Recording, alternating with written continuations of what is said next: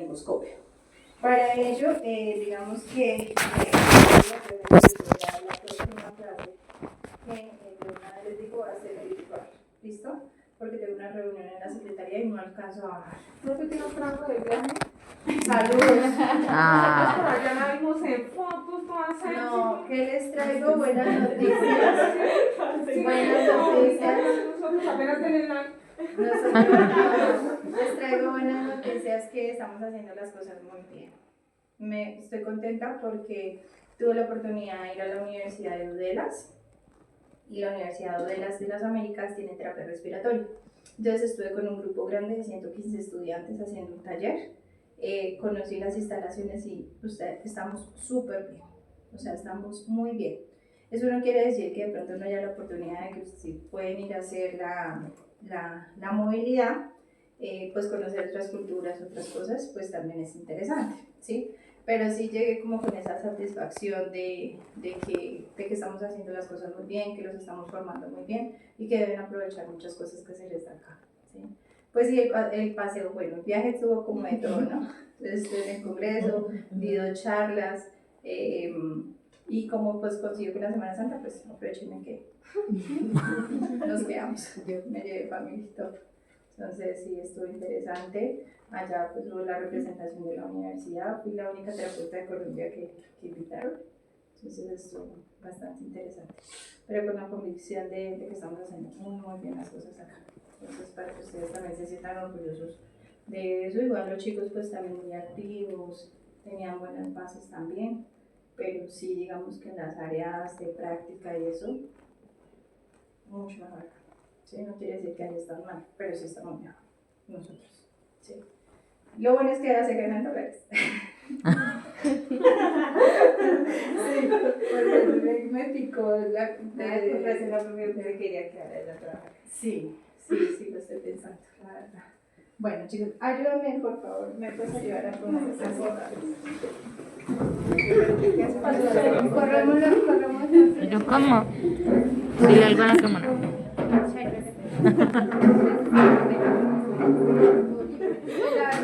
Perdón. Pensé traerles algo que fuera muy verdad, pero me pasó algo durante el viaje, cosas que pasan. Ni siquiera para la pantalla. Ah. Yo me lo encaleto, yo qué.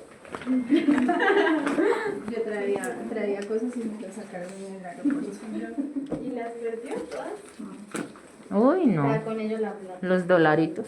No, plata no, pero pues. ¿Pero cómo vale? Bueno, chicos, entonces acá tenemos entonces 2 cabezas de intubación, tenemos solo un mango de laringo, entonces vamos a hacer la práctica, vamos a hacer 2 roles, uno que va a ser médico y otro que va a ser el terapeuta respiratorio, ¿sí? Comentarles que para la intubación existe, digamos, una indicación de intubación de secuencia rápida. ¿Qué quiere decir intubación de secuencia rápida? Quiere decir que tenemos que intubar lo más rápido posible, pero con todas las medidas necesarias que se deben tener, ¿sí? Primero voy a empezar con los materiales que se deben tener listos cuando ustedes les digan vamos a intubar. Hay 2 opciones de intubación o dos escenarios que se les puede presentar. Si están en urgencias, si el paciente llega de un trauma que hay que intubar de ya para allá, no vamos a tener tiempo de alistar las cosas. Por eso, en los servicios como urgencias, ya existe como una caja de intubación donde están todos los elementos necesarios que uno no empiece a buscar todo. Pero también se les puede presentar el caso de que les digan, vamos a intubar al paciente, alista las cosas, nos da tiempo. ¿Listo? Las 2 vamos a hacer inducción de intubación de secuencia rápida. Dentro de la inducción de intubación de secuencia rápida se considera intubación el paso del tubo orotraqueal desde vía aérea superior hasta vía aérea inferior. Teniendo en cuenta que hay que tener presentes las referencias anatómicas, que no creo que ustedes ya se las saben, que tenemos en la vía aérea superior, que tenemos en la vía aérea inferior. Pregunto, ¿por dónde creen que pasa el tubo? ¿Por el esófago o por la laringe? Laringe. Tenemos claridad en eso, ¿cierto? Por la laringe, entonces es la comunicación que están desde vía aérea superior, la nariz, la boca, ¿cierto? El paladar. Después del paladar sigue la parte que comunica la garganta, por decirlo así, con la laringe. De la laringe baja, da la bifurcación ya para la tráquea. Sigue tráquea, la carina, bronquio fue derecho, izquierdo y ya vía aérea baja, ¿cierto? Que es importante tener en cuenta que hay métodos como el Mayan-Patik o el Cormanilat, que son métodos para predecir si hay una vía aérea difícil o no. En lo que yo llevo de experiencia clínica, cuando intubamos, nunca decimos, Mayan-Patik de tanto, sí, no. Pero sí hay cosas que uno puede evidenciar en los pacientes que uno puede decir, puede tener una vía aérea difícil, y hay predictores. ¿Cuáles son esos predictores? Los predictores los vamos a ver a fondo en 8 días, pero por eso aproveché hoy para hacer la práctica, porque en 8 días no nos podemos ver presencial. Entonces, predictores como, si el paciente tiene un cuello ancho, corto, es más difícil la laringoscopia. ¿Todos saben qué es una laringoscopia? ¿No? Bueno, listo. Entonces, dentro de los predictores, cuello corto, ancho, que el paciente sea obeso, que no se pueda hacer tracción mandibular también. Por ejemplo, un trauma. Si llega un trauma que tiene el cuello inmovilizado, de inmovilización, generalmente así nos llega a urgencias, no podemos hacer una tracción para hacer la intubación orotraqueal. Antes de hablarles de intubación orotraqueal y cuáles son, digamos, cómo se hace todo, existen unas indicaciones claras, ¿sí? No a todos los pacientes los vamos, que también en 8 días se las voy a volver a repetir. Pero dentro de las indicaciones claras es un Glasgow menor, la primera, Glasgow menor de 7, ¿cierto? Entonces, si un paciente tiene un Glasgow menor de 7 es que no se comunica con el entorno, no va a proteger vía aérea, no tiene movimientos motores ni oculares, ¿listo? Entonces, si un paciente está con deterioro neurológico y tiene un Glasgow de 7, pues ya es un criterio de intubación, ¿sí? En el cual ustedes no van a decir, no, pongámosle una no invasiva, porque el primer criterio de la no invasiva es que no requiera invasiva, ¿sí? Entonces, el primer criterio es el Glasgow por debajo de 7. Ya nos podemos entrar dentro de los criterios clínicos de falla respiratoria tipo 1 y tipo 2. Cuando el pH está por debajo de 7,20 y tenemos una disfunción pulmonar severa, esa ya también es una indicación de intubación orotraqueal, ¿sí? Si el paciente está choqueado con una sepsis generalizada, con hipoperfusión severa, también es un criterio de intubación orotraqueal. Dependiendo, porque la falla respiratoria 4 es por hipoperfusión, ¿sí? Entonces, cualquier falla respiratoria que altere severamente los índices de oxigenación, ventilación y perfusión ya son criterios para intubar al paciente. Si el paciente está consciente y el paciente no tiene un Glasgow por debajo de 7,15, pero resulta que tiene un CO2 en 60 con un pH de 7,1 y una PAPI en 80, pues ese ya va a ser un criterio. Y se puede mirar con el doctor, mire, ya le hice esto, el paciente es muy joven. ¿Qué es lo que más aumenta la mortalidad en un paciente en UCI, en un paciente crítico?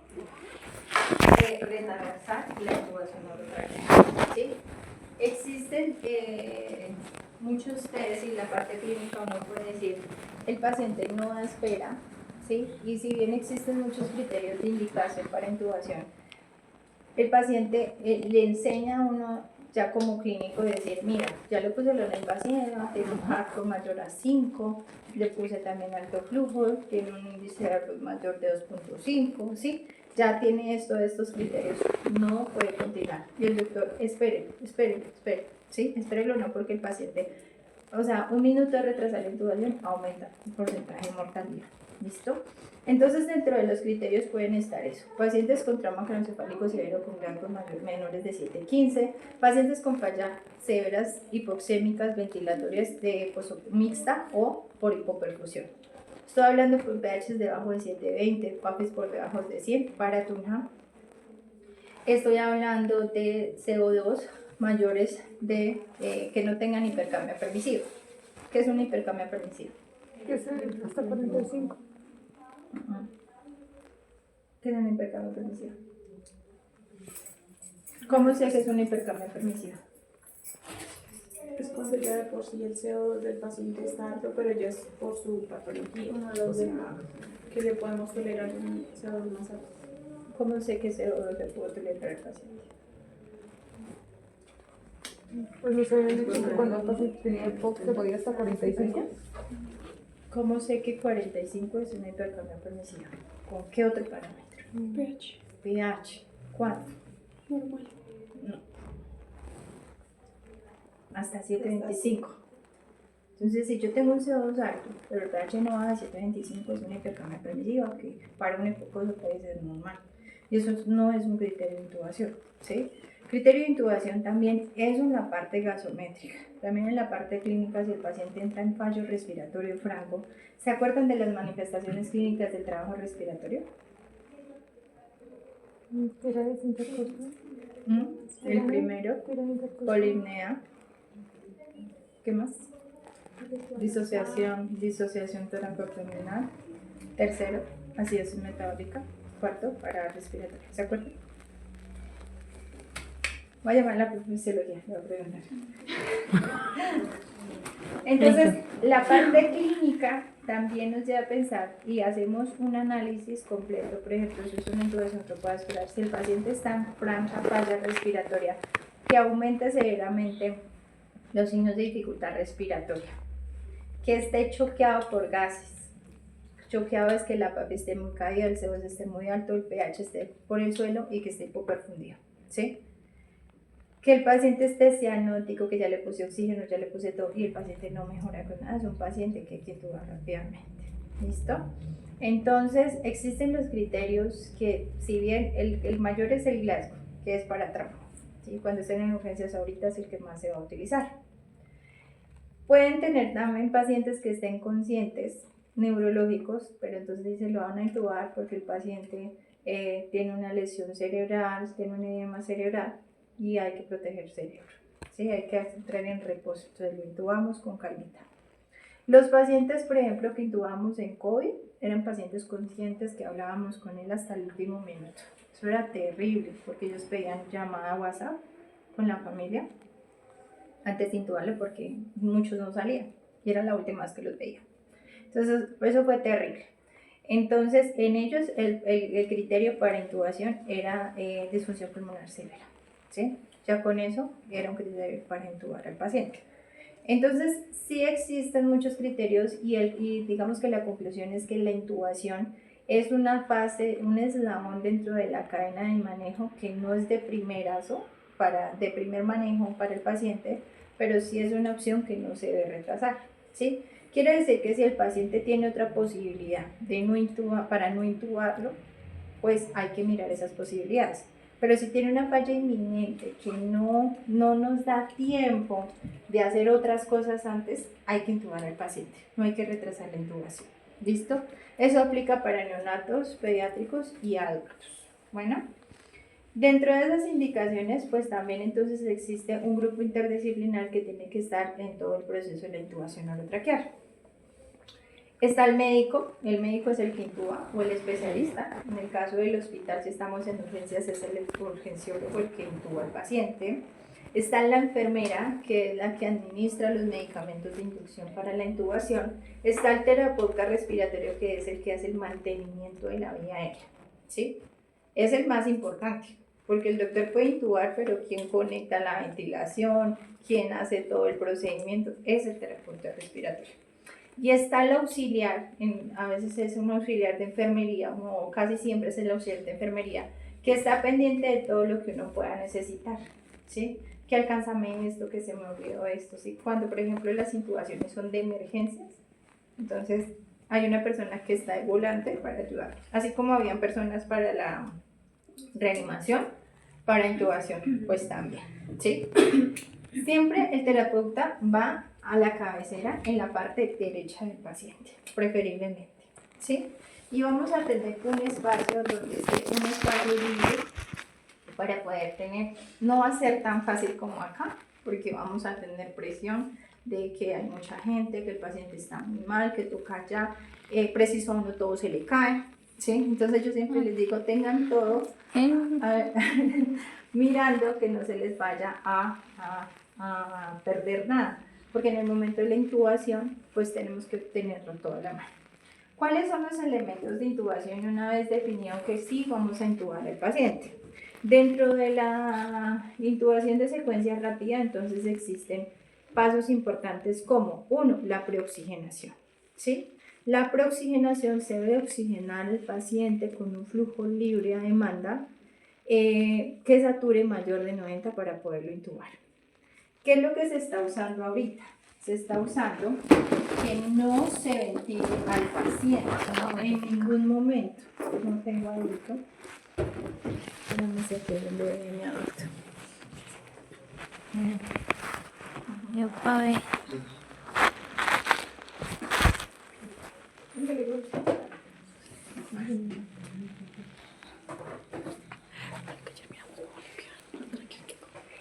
Sí. No sé cómo se les pone el pecho.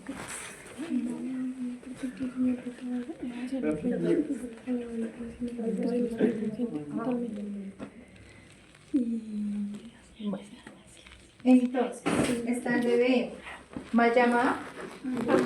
Ambú. Mal llamado.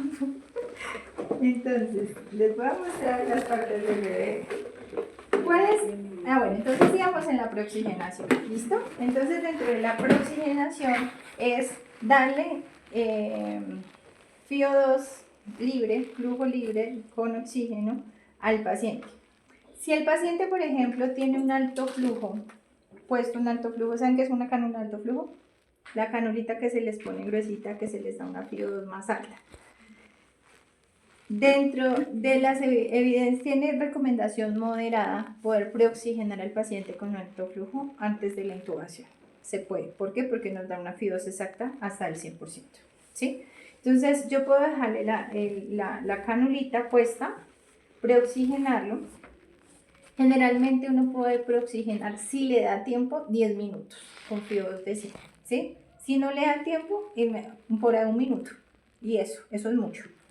Lo que se está buscando ahorita es que dentro de la preoxigenación, en el momento que se haga la inducción anestésica con los medicamentos que ya les voy a decir cuáles son, no hagamos la maniobra. Entonces el paciente hace una apnea, ¿cierto? ¿Qué es una apnea? De la respiración. ¿Cuánto? 25. Entonces, él entra en apnea, ¿sí? Por los medicamentos, porque los medicamentos hacen depresión de centro respiratorio. Entonces, lo ideal es que antes uno decía, voy a pedirles el favor a un urgenciólogo que siempre nos da una charla aérea muy buena para que ustedes también asistan, ¿listo? Para que estén los de urgencias y los de práctica y los de la clase. Entonces, antes uno decía, lo ponía todos. Nosotros todos tristes. Ellos no saben qué dicen. Generalmente, antes lo que se manejaba era que el paciente entraba en apnea y uno dice, ventile, ¿sí? Ventile. Ahorita no. Lo que se busca es que ese flujo libre todo el tiempo, que el paciente esté saturando por encima de 90, pero jamás hacer presión. O sea, si el médico puede intubar al paciente en esos minutos de flujo libre, que la saturación esté por encima de 90, no hay necesidad de dar presión. ¿Por qué? Porque hay riesgo de que el paciente tenga el estómago lleno y en el momento que yo le doy la presión pueda vomitar y pueda hacer una broncoaspiración.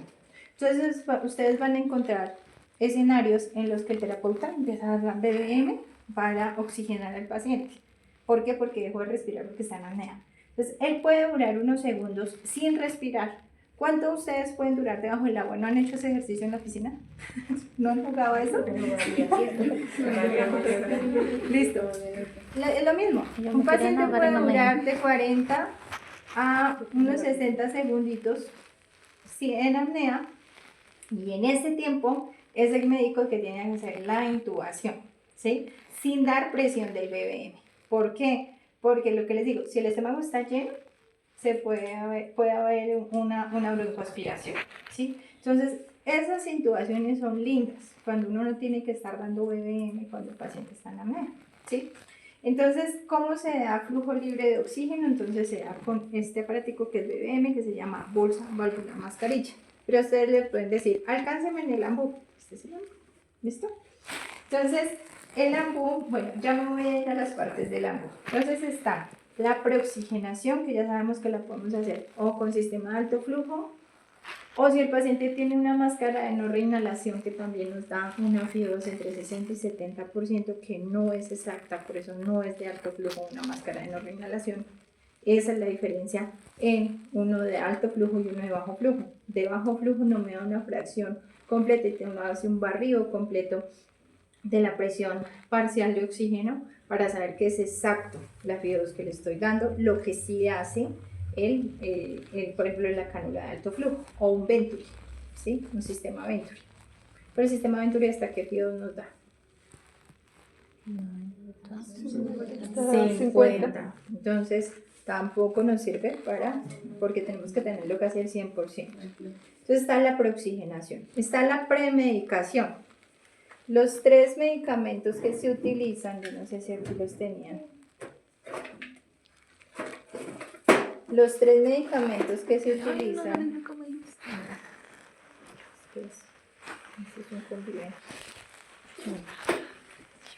Entonces se va a utilizar. ¿Tiene calor? Son el anestésico, se va a utilizar el sedante, pseudoanalgesia, anestésico, el sedante, el pseudoanestésico y el relajante. ¿Listo? Vamos a utilizar 3 medicamentos que se pueden dar, que son muy comunes en la intubación, porque existen otros anestésicos sedantes que se pueden utilizar en ciertos casos, pero los más comunes que se utilizan es el fentanil, que el fentanil puede ser anestésico, sedante y anestésico. ¿Listo? O sea, ayuda a controlar también dolor y ayuda a ser anestésico con el paciente, a sedar al paciente y deprimir el centro respiratorio, que es un simpático mimético. Está el midazolam, que es completamente anestésico también, y está el relajante, que puede ser el becuronio o el rocuronio. Cuando hay pacientes con trauma craneoencefálico, se puede utilizar propofol, no sé si lo han escuchado. El propofol o la ketamina, que también son medicamentos sedantes que ayudan a deprimir el centro respiratorio. La ketamina sobre todo la utilizan con pediátricos. Y el propofol lo utilizan en pacientes con trauma porque el propofol tiene menos consumo energético cerebral. Entonces, lo que se busca en un paciente con trauma es proteger el cerebro y que tenga menos consumo de energía para que pueda hacer perfusión cerebral, ¿sí? Entonces, el propofol, lo único que tiene el propofol es que si se deja continuo, puede ocasionar acidosis metabólica en el paciente, porque por sus componentes puede poner acidótico al paciente. Entonces, esos medicamentos sí no los tenemos que aprender, los vamos a repasar también en 8 días, pero son los 3 medicamentos que por elección se ponen. Entonces, siempre tiene que tener un sedante, una analgesia y un relajante muscular. ¿Qué se pone primero? Se pone, no es relajar al paciente primero y después sedarlo, porque el paciente puede quedarse sin mover y es como, ¿ustedes no les ha pasado en el sueño que se levantan y no se pueden mover, pero están despiertos? ¿A quién le pasó? Uy, no, Catalexia. no sé qué susto. Horrible. Que se le pone a uno encima el espíritu humano. Eso no es. ¿Sí? Eso no es. Lo que pasa es que nosotros tenemos un sueño REM y un sueño no REM. En el sueño REM, que es el sueño profundo, donde se desconectan los músculos, ¿sí? A veces uno se despierta en sueño REM, el cerebro no descansa ni durmiendo, entonces uno se despierta en sueño REM y los músculos todavía no están conectados, pero el cerebro sí está andando. Entonces eso es lo que pasa, que uno pasa rápidamente, no sale de fase REM, pero el cerebro sí está activo. Entonces eso se llama catalexia, ¿sí? Creo que se llama catalexia. Entonces, si al paciente se le pusiera primero solo el relajante, pero no se le pone el sedante, va a sentir eso, ¿sí? Es una sensación muy extraña. Entonces, primero ponen la analgesia, el sedante y después el relajante. Esa orden de los medicamentos la va a hacer el médico a la jefe. Entonces, ¿Cuál es la tarea de la jefe de enfermería en una intubación orotraqueal? Preparar los medicamentos y administrar los medicamentos. Ustedes los deben conocer, pero no son los encargados de administrarlo. Listo. Entonces está la preoxigenación, está la premedicación y está la preparación, ¿sí? Como les digo, como es de secuencia rápida, se debe hacerlo más. Secuencia rápida quiere decir que no me puedo demorar dentro de la preoxigenación. Preoxigene rápido, intubo. La idea es que en lo posible no dar BBM, ¿sí? En el momento que vaya, no dar presión, sino mantenerlo ahí. Si ya el doctor no pudo, que se fue por vía falsa, que ya pasó más de un minuto y el paciente ya está sedado y el paciente ya está con sedoanalgesia, pues tengo que darle BBM porque es que no está respirando. Pero si da chance de que el paciente con la sedación y en el primer minuto el doctor lo pudo intubar, perfecto, sin dar presión. ¿Listo? Ahora nos vamos a la parte de preparación de todos los elementos que necesitamos para la intubación orotraqueal. Entonces, nuestro amigo, el primero, el BBM. Cuando ustedes tengan una emergencia de una intubación de ya para allá, porque el paciente entró en paro, que esa es la primera indicación también para intubación, el paciente entró en paro, recuerden que en el RCP avanzado, una de las cosas para nosotros es el mantenimiento de la vía aérea, inmediatamente. Digamos que lo primero que yo debo preparar es el BBM y la succión, ¿sí? No me voy a ir al ventilador primero, ni a la fijación, no. O sea, si mi paciente entró ya, estoy aquí, mi paciente acabó de entrar en paro, ¿yo qué es lo primero que cojo? El BBM, ¿listo? Y estoy pendiente de la succión. Aquí la voy a dejar. La succión también es súper importante dentro de la intubación, ya la vamos a preparar, pero vamos a hacer primero el ejercicio del BBM, cómo armar un BBM por lo menos, ¿sí? Entonces, ¿qué elementos debemos preparar? Entonces, pueda que nos dé chance de decir, vamos a preparar los elementos de intubación. Entonces, el primero, BBM. Segundo, laringoscopio, y aquí me voy a detener un poquito. Les presento el laringoscopio, ¿sí? Existe el laringoscopio manual, que es este, y existe el laringoscopio de visión, que se estaba utilizando el Kit Vision, sobre todo en COVID, en donde uno ingresaba en la laringoscopia y se veía en una pantallita por donde iba ingresando, para que no hubiese falla de la intubación en un primer intento. Pero el que ustedes siempre se van a encontrar, es muy difícil encontrar un Kit Vision o un laringoscopio con visión en todos los sitios, entonces se lo pueden encontrar acá, ¿sí? Así. Entonces, él tiene unas pilas de las grandecitas, de estas grandecitas. ¿Listo? Ha pasado que el paciente está en paro y vamos a pasar el laringo y no funciona. Y ponemos las pilas por un lado, ponemos las pilas por el otro y nos volvemos un hecho. Entonces, un tip que a mí nunca me enseñaron en la universidad, pero a ustedes sí les voy a enseñar para que no les pase, es que el orden de las pilas va la barriguita donde tiene el ombliguito, por decirlo así, el botoncito va de primeras y la otra va igual. ¿Listo? Ese es el derecho de las pilas. No los vamos a poner al contrario, nada, no. Listo. Y aquí verificamos que tenga luz. ¿Tiene luz? Tiene luz. Listo. Segundo paso, y les voy a enseñar, es para adultos. Esto que les estoy enseñando es para adultos porque ustedes tienen una asignatura netamente de pediatría donde les van a enseñar a intubar un pediátrico. ¿Listo? Omega. Existen dos hojas, que es la recta y la curva. Esta se llama Marshström y esta se llama Miller, o si se les facilita, recta, curva. ¿Listo? Esta se utiliza más para pediátricos, la recta. Entonces esta chiquitica para pediátricos y esta se utiliza más para adultos. Sin embargo, si es una vía aérea difícil, vamos a utilizar una recta. Entonces se deben tener a la mano las dos. Ahora, ¿cómo definir qué hoja voy a utilizar en mi paciente? Generalmente, si un paciente mide por ahí entre 1,40 y 1,65, vamos a utilizar una Marshström curva 3. Si mide mayor de 1,65, yo ya tengo que mirar la opción de una 4. ¿Cómo la podemos medir también? De la parte de la comisura a la parte del lóbulo de la orejita, cuál le puede quedar, ¿sí? Pero uno casi no hace eso, uno ya por ojo dice la 3 y la 4. ¿Qué se recomienda? Tengan las dos. ¿Por qué? Porque pueda que el doctor ingrese y dice, no, no me alcanza, pásame la otra hoja. Entonces uno utiliza, cuando uno va a preparar el laringo, lo primero que tiene que verificar es que está funcionando, tiene pila. Y lo segundo que tiene que verificar es que la concuerde el color con el color. Pasa seguido. Eso no lo van a encontrar en los libros.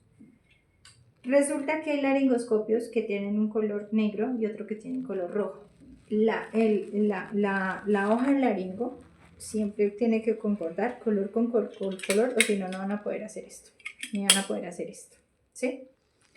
Y pasa que a veces uno encuentra el laringo con una hoja de otro color y en el momento de la urgencia no casa. A mí me pasó con una estudiante en urgencias. Entró un paciente en paro, en TAC.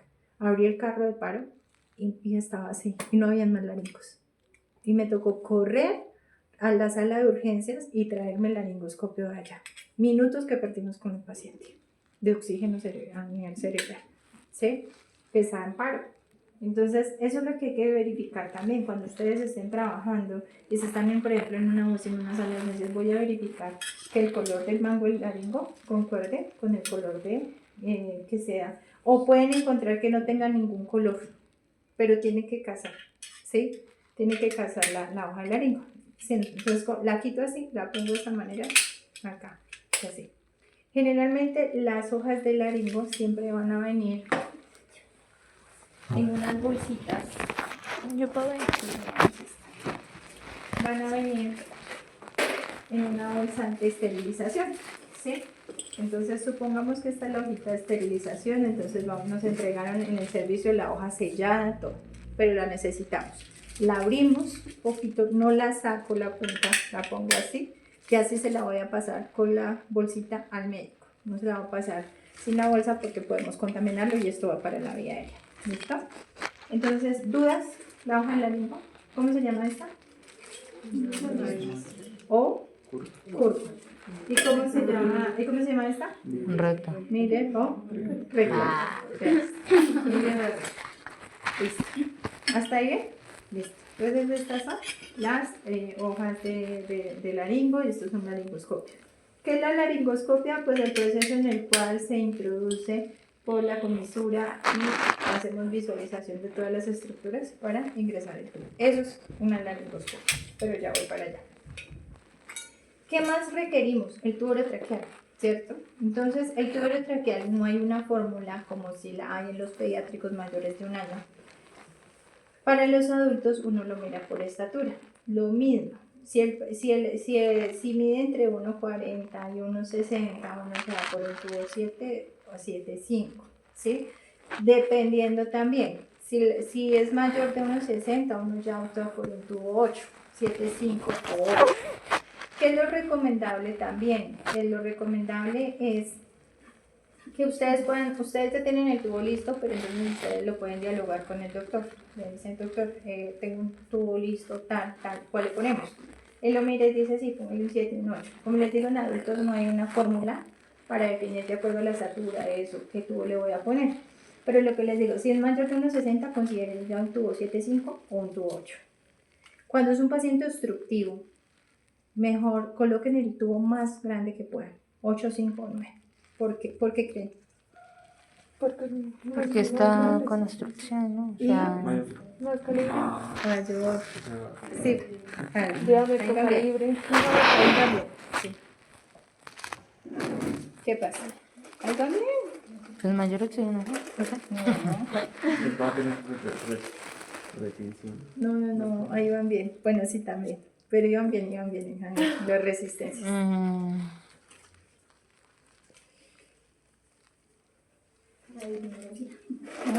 ¿Iban Así bien? sea chiquitico, uno se le pone una 8. Si es chiquito, ¿qué pasaría en un paciente obstructivo? Entonces, dice, está bien, tiene obstrucción. Sí, ¿qué pasaría? Se le pone una grande también. No, o sea, si yo le pusiera uno chiquito, ¿qué pasaría con eso? ¿Por qué se le pone grande? Para evitar que... Sí. Exacto, entonces, ¿se acuerdan del trabajo impuesto y el trabajo resistido? ¿Sí? ¿No? ¿Qué es el trabajo resistivo? ¿Y qué es el trabajo impuesto? Chicas, no estudiamos por el momento. Yo sé que ustedes saben. Mientras que voy a listar acá, ¿bueno? El trabajo impuesto pues es cuando tiene que Sí, y el Vencer. como vencer las cargas externas a como a la anatomía, ¿no? Sí, Y el resistivo. pues siempre ya lo propio es ¿Hasta dónde? ¿De dónde hasta dónde? Entonces recuerden que el impuesto es todo lo que está impuesto, como lo dice Juan José, lo que está impuesto al paciente, el tubo traqueal pequeño, una nariz de camello impactada, secreciones en la vía aérea, mala programación de la ventilación. Esos son factores externos modificables que pueden aumentar el trabajo respiratorio en mi paciente, aumentando el espacio muerto seriado, ¿sí se acuerdan? Y aumentando el trabajo respiratorio impuesto, ¿sí? Y el resistivo tiene que ver con todo lo que altere, todo lo de vías aéreas de conducción y todo lo que altere las propiedades dinámicas del pulmón. ¿Cuáles son las propiedades dinámicas del pulmón?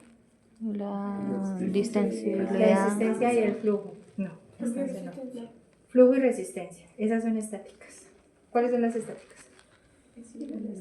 Distensión superficial.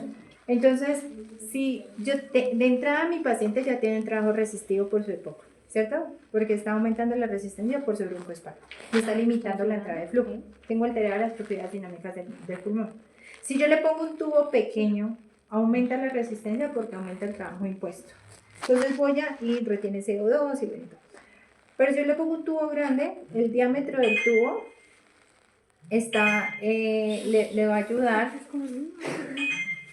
Acuérdense que entre el diámetro más pequeño aumenta más la resistencia y disminuye más el flujo. De entrada, por el broncoespasmo, está haciendo eso, por el trabajo resistivo. Pero si yo le ayudo que no se genere trabajo impuesto, pues voy a disminuir espacio muerto también en el paciente, ¿sí? Porque de entrada también tiene espacio muerto alveolar, ¿se acuerdan? Listo.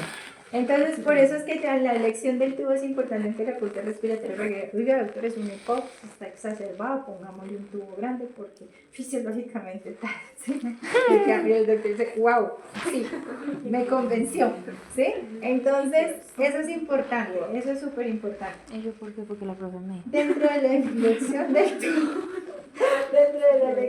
tubo, entonces, generalmente a una persona mayor de unos 65 uno ya se va con un tubo 8. Y si es mujer, que tiene el cuello un poco más corto, sea uno con 7,5, ¿sí? Si es EPOC, 8, 8,5, ¿listo? Pero un adulto jamás se le va a poner un tubo menor de 7, ¿sí? Tiene que ser muy chiquito, pueden medir 30, porque hay adultos que miden chiquito. Chiquito, poquito. Entonces, la elección del tubo va así, en un pediátrico más o menos hasta 6,5, un niño más grande 7. Y de 7 para arriba ya se considera para paciente adulto. Entonces, en este caso, por ejemplo, si fuera un paciente que mide unos 75, ¿qué tubo le pondríamos? 8. Un 8. Siempre que van a alistar sus tubos, alistan un tubo por arriba y un tubo por abajo. Porque, ¿qué pasa? En el momento de la laringoscopia, pueda que el calibre de la vía aérea de la tráquea sea muy ancha y el tubo que estamos pasando es muy pequeño. Entonces hay que pasarle el de uno por encima. O al contrario, la vía está muy estrecha y no le pasa el tubo, tenemos que pasar uno por debajo. Pero solo vamos a listar uno, los otros los tenemos ahí cerraditos, no los vamos a listar, no los vamos a destapar. ¿Listo? Ya vamos a confirmar. Esta es la pieza grabadora.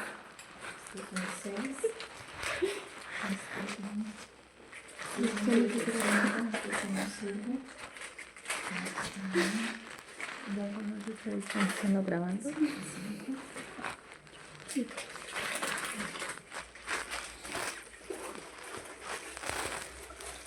¿Alguien tiene ¿qué ves? 4 minutos. 5 y 4. Y 0, 4 minutos.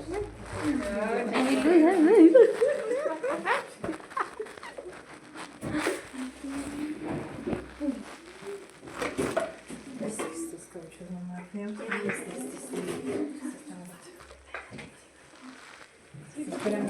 ahí hay un tubito 8. Puede ser que pues yo no necesito tipo presentación, pero que era algo sí, como lo más importante. Por ejemplo, a mí me tocó decir claro, mi mamá,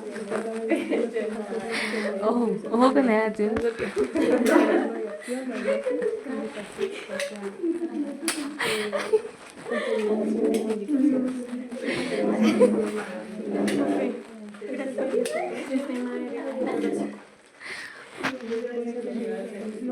Ahorita vamos a atrás.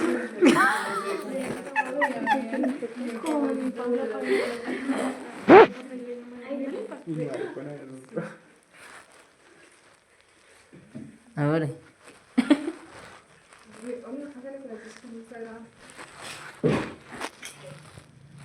Vamos.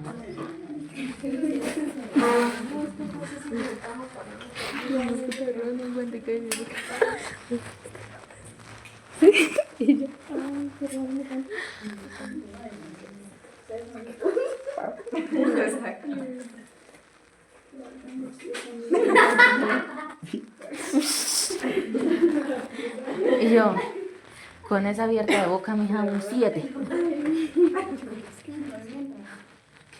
Estoy grabando todo. Sí.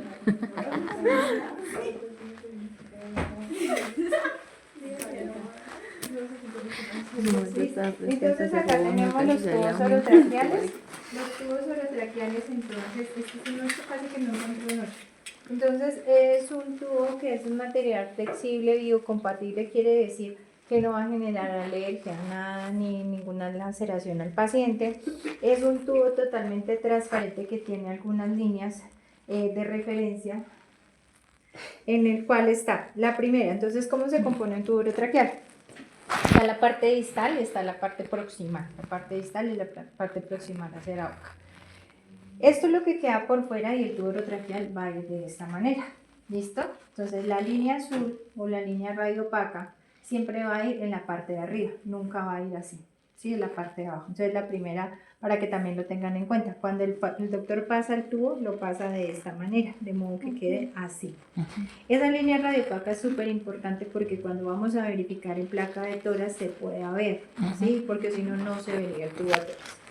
Y también estas líneas pues son importantes porque cuando pasan estas líneas se está pasando la glotis como tal. ¿Listo? Esta punta, la punta se llama agujero de Morphan. Ese agujero de Morphan y la punta de salida del tubo también es importante porque si se llega a tapar esta, me va a quedar el agujero de Morphan para que también pueda generar ventilación. Por eso es importante estar haciendo permeabilización de vía aérea porque el tubo internamente se puede llenar de secreciones, ¿sí?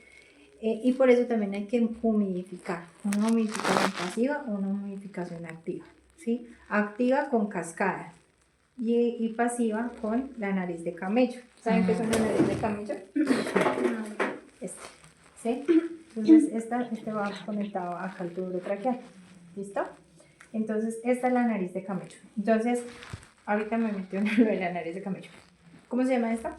Agujero Morphan. Y este de acá se llama el neumotaponador, ¿sí? El neumotaponador es importante porque la función del neumotaponador es, uno, hacer estabilización del tubo, ¿sí? ¿Qué quiere decir? Que el tubo no se mueva tanto.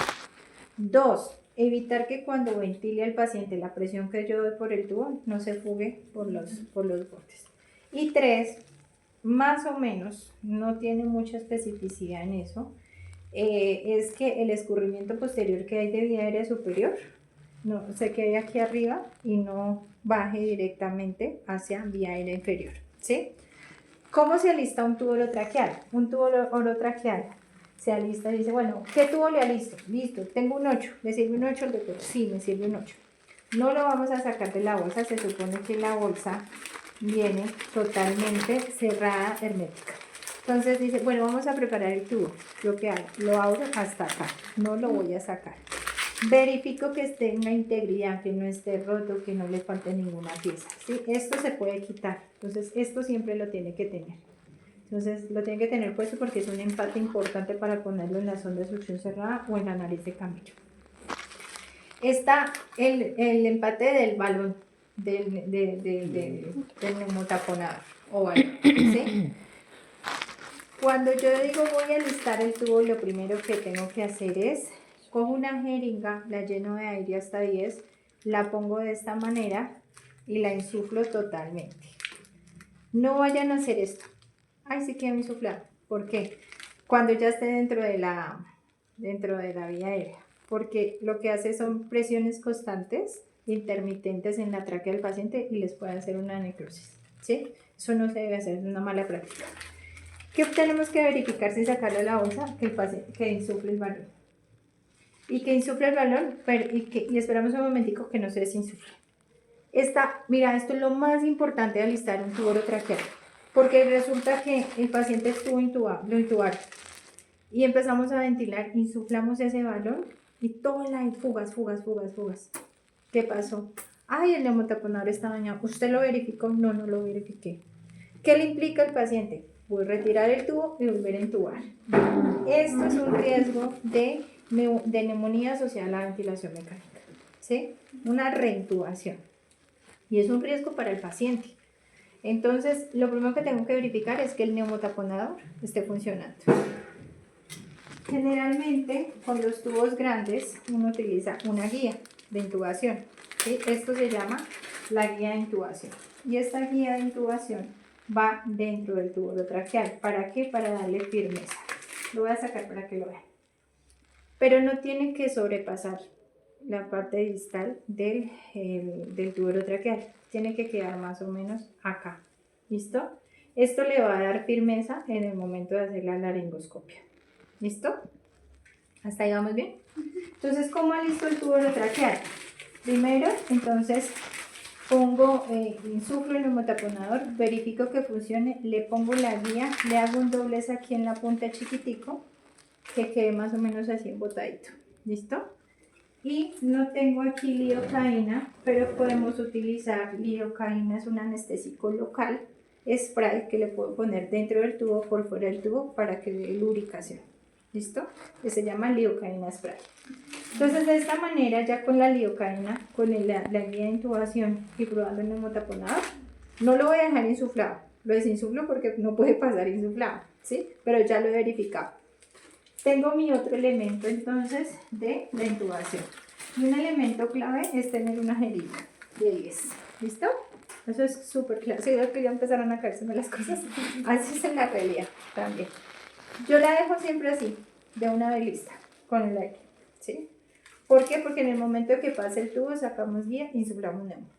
¿Listo? Ahorita lo vamos a hacer rápidamente.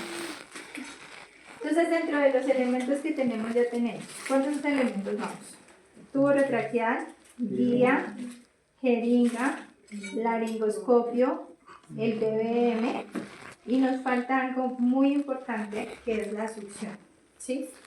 Cuando vamos a intubar a un paciente, esta es otra clase que vamos a ver, la parte de succión. Cuando vamos a intubar a un paciente tenemos que tener lista la succión, porque en el momento que haga la laringoscopia, el paciente puede tener secreciones en la vía aérea, puede tener restos alimenticios que hay que aspirar antes de pasar el tubo. O puede pasar que el doctor está intubando y el paciente se vomite, ¿sí? Entonces, vamos a tener lista la succión. No me voy a detener mucho en explicar la succión porque vamos a tener una clase solo para eso. Pero tenemos que tener el liner, el canister y el bacotrol. ¿Listo?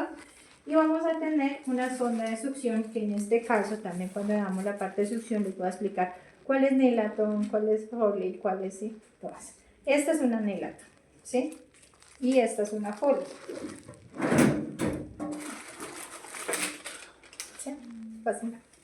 La diferencia, esa Foley se utiliza para las catéter para orina de los hombres, o bueno, las mujeres también a veces se le pasa, pero es para orina, ¿sí? Pero eso lo utilizamos también, por ejemplo, en las traqueostomías para lacerar. Esa se llama Foley. Pero generalmente la que siempre utilizamos es la Nelaton, que es de este material, que es la blanquita, que también tiene unos orificios para succión. Y vamos a tener lista, no la van a sacar como yo la estoy sacando en este momento, la vamos a tener acá y la conectamos. ¿Qué tengo que mirar? Esta mañana, ¿quién hizo el ejercicio de tocar la presión negativa? ¿Tú? Sí. Así tiene que, lo mismo se tiene que sentir acá. la succión, ¿sí? Lo ponemos y entonces decimos, tengo succión lista, BBM listo, jeringa lista, tubo listo, guía lista, laringo. Aquí nos faltaría la fijación, ¿sí? También les voy a hacer una clase de fijaciones. Ustedes aprendan a hacer fijaciones, ¿sí? Entonces, con o sin guantes. Yo tengo un fijador. No está oliendo ese novelar. Entonces, vamos a hacer la primera práctica, todos lo van a hacer. Ahorita hay 2 BBMs, entonces voy a retirarles aquí un momentito todo. Ay, Lo ¿qué primero que van a pasa? hacer es aprender a armar el laringe, el BBM. Entonces el BBM tiene varias partes. Uno, la máscara. La máscara siempre debe cubrir nariz, maxilar inferior. Y siempre cuando vayan a dar BBM vamos a utilizar la misma maniobra que utilizamos en el RCT, que es la maniobra C y E, tracción. ¿Listo? Ahí verificamos que la vía aérea está alineada para que el oxígeno a flujo libre entre adecuadamente. Tenemos el cuerpo del BBM, que el cuerpo del BBM puede tener entre 400 o 600 de centímetros cúbicos de volumen en el momento que doy la ventilación en un adulto, ¿sí? Entonces el cuerpo del BBM es este donde va a entrar el oxígeno y acá se genera la presión, ¿listo? Y está la cabecita del BBM donde este no tiene válvula de PIP, este tampoco, en el otro les tengo una válvula de PIP. Entonces tenemos esta parte que es la cabecita, que esto es lo que va a ir a la máscara, va a la máscara, va de esta manera y aquí va el cuerpo del bebé. Ustedes se desbarata, esto tiene 3 partes, ¿listo? La cabeza del BBM tiene 3 partes, donde va acá y esta, que es como una valvulita, va a ir en esta parte. Ahorita lo van a hacer, que le dan el giro. ¿Listo? Aquí quedó armado. Porque ustedes pueden encontrar BBMs que estén desarmados y ustedes tienen que saberlos armar. Y que van a llamar al terapeuta respiratorio para que lo haga. Este también, el cuerpo, tiene una parte posterior que se le puede retirar, que es donde va la manguera y va la bolsa reservoria de oxígeno. Entonces va así, 2 partes, la parte posterior del cuerpo del BBM. Entonces va una parte interna que va así. A veces se le complican a uno la vida con eso. Y esta va acá. ¿Listo? Y por último está la bolsa reservoria que va al final, en esta parte. Y va una manguera lisa que va conectada en esta parte y va conectada al flujómetro. Nunca lo conecten a un humidificador. Se conecta a un MIPRE. ¿Todos saben qué es un MIPRE? ¿Sí? Sí, señor. Estos son MIPRE. Entonces el MIPRE iría acá y acá iría al flujómetro, no al humidificador. Bueno, y de acá faltaría entonces aquí la cabecita. Lo conectamos de esta manera y aquí nos quedó armado. Sienten el hilo. ¿Sí? Este tiene una válvula interna que no me va a dejar pasar mayor de 40 centímetros de agua de presión, ¿sí? ¿Por qué? Porque yo le puedo hacer mucha fuerza, creo que yo ya se los había dicho, ¿sí? En el BBM, yo les puedo hacer mucha fuerza, pero eso no me va a permitir que genere lesión en el paciente. 2 grupitos, porfa. Voy a dejarles preparados 2 BBM y me lo van a armar. Bueno, Oscar, que ya tengo otro BBM. Yo como perritos. ¿De cuántos? Es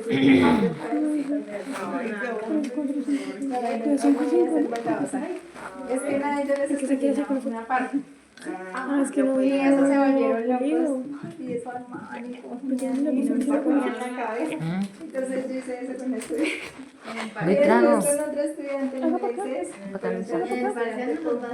exceso. Y saqueamos un piso. Entonces acá cada uno va a hacer el ejercicio. Todos van a hacer el ejercicio. ¿Cuáles son las piezas posteriores? ¿Cuáles son las piezas anteriores? Oh my god.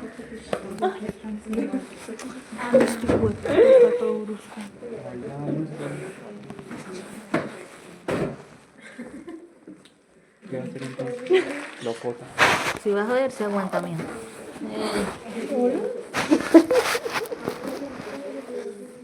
Rápido que vamos a intubar hasta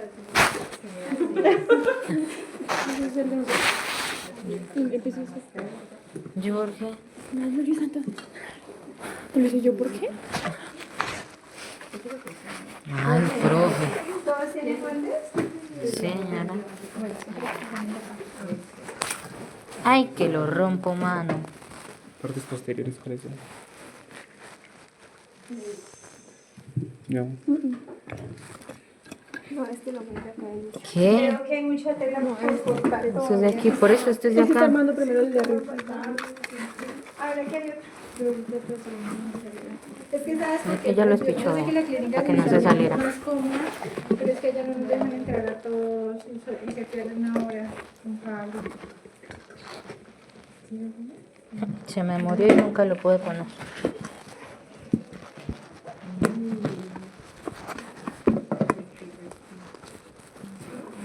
Y a la profesora le complican la vida. No, es lo contrario.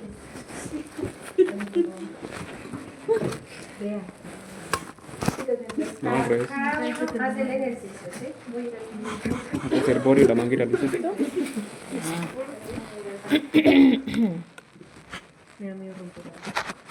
Manguera, ¿listo? Mija, si rompemos aquí 6 palos, pagamos para qué.